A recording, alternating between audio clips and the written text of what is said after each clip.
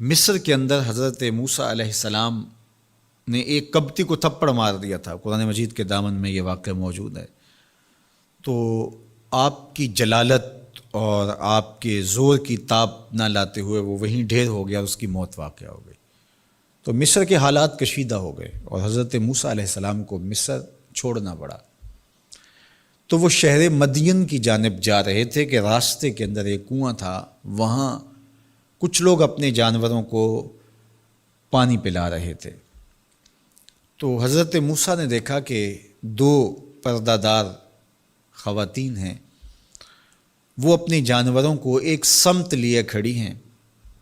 سمجھ گئے کہ مردوں کے ہجوم میں آنا نہیں چاہ رہی، ان کا حیا مانے ہے۔ تو آگے بڑھے اور ان کے جانور ہانکے اور ان کو سیراب کیا اور پھر ان کی جانب ہانک دیے۔ وہ واپس گئیں اور اپنے والد بزرگوار سے کہا کہ ایک سال نوجوان جس کی آنکھوں میں شرم و حیا تھا، اس نے ہمارے ساتھ یہ مہربانی کی۔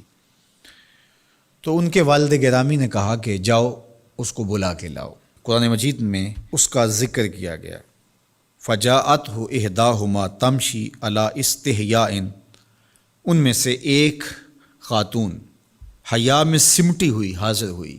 اس نے کہا کہ ہمارے والد گرامی آپ کو بلاتے ہیں، آپ نے ہمارے ساتھ جو مہربانی کی ہے اس کا وہ اجر دینا چاہتے ہیں۔ تو حضرت موسیٰ علیہ السلام ان کے ساتھ چلے گئے، اور جب گئے تو یہ گھر تھا حضرت شعیب علیہ السلام کا، اور یہ صاحبزادیاں حضرت شعیب علیہ السلام کی تھیں۔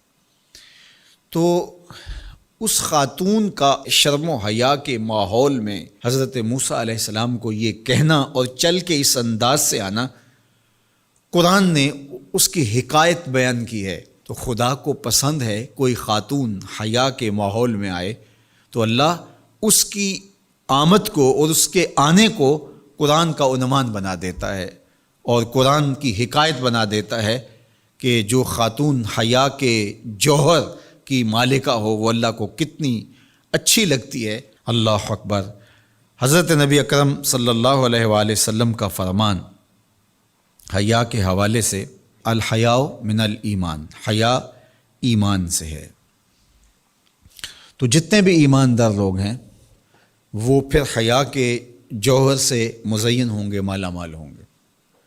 آپ دیکھ لیجئے، سب سے بڑے ایماندار تو میرے اور آپ کے آقا مولا ہیں، اور حضور کمواری لڑکی سے زیادہ حیادار تھے۔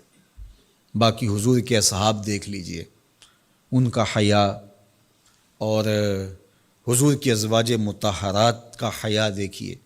ام المومنین حضرت عائشہ رضی اللہ تعالی عنہا فرماتی ہیں کہ حضور کا جب وصال ہوا اور حضور میرے حجرے میں دفن ہوئے، تو میں جب حضور کی قبر انور پہ جاتی تو معمولی چادر اوڑھ کے چلی جاتی، اس خیال سے کہ میرے شوہر ہیں۔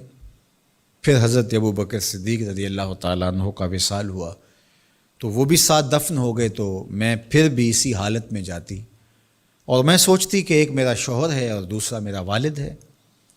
کہا پھر حضرت عمر رضی اللہ تعالیٰ عنہ کا انتقال ہوا اور وہ بھی ساتھ مدفون ہوئے۔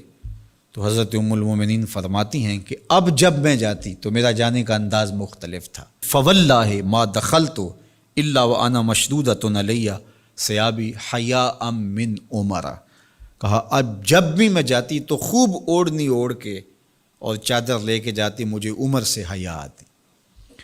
یہ ام المومنین کا انداز زندگی ہے۔ مخدرات اسلام کو اس سے سیکھنا چاہیے۔ جو قبر میں دفن ہیں ان سے بھی یہ حیا کریں، جو مومنوں کی ماں بھی لگتی ہیں۔ اور آج یہ دلائل دیے جائیں کہ پردہ تو جناب دل کا ہوتا ہے، چہرے کا پردہ تو نہیں ہے۔ باقی کسی کو اپنی آنکھ میں شرم پیدا کرنی چاہیے۔ عورت کو کیا ضرورت ہے کہ وہ اپنے آپ کو ڈھانپ کے رکھے؟ اب ام المومنین کا عمل یہ ہے کہ فرماتی ہیں کہ میں اپنے آپ کو خوب سمیٹ کے جاتی حیاء من عمر۔ عمر قبر میں ہیں لیکن ام المومنین فرماتی ہیں مجھے پھر بھی حیا آتی۔ اور حضرت سیدہ طیبہ طاہرہ حضرت فاطمہ الزہرا رضی اللہ تعالی عنہا نے کہا کہ عورت کے لیے بہترین پردہ یہ ہے کہ اس کو کوئی غیر مرد نہ دیکھے اور وہ غیر مرد کو نہ دیکھے۔ تو جب یہ ہمارا دین ہمیں سکھاتا ہے اور حیا کا یہ سبق دیتا ہے، بڑوں سے حیا کرنے کی تلقین کی گئی، اللہ سے حیا کرنے کی، اس کے رسول سے حیا کرنے کی تلقین کی گئی۔ صحابہ فرماتے ہیں بعض اوقات ہم کچھ پوچھنا چاہتے ہوتے تھے اور حضور کے حیا کی وجہ سے ہم ایک عرصہ تک وہ بات نہیں پوچھ پاتے تھے۔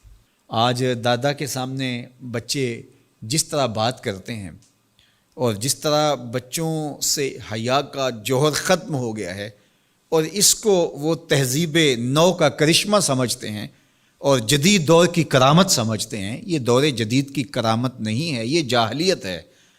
بڑوں کا احترام اور بڑوں کی عزت یہ زندگی کا جمال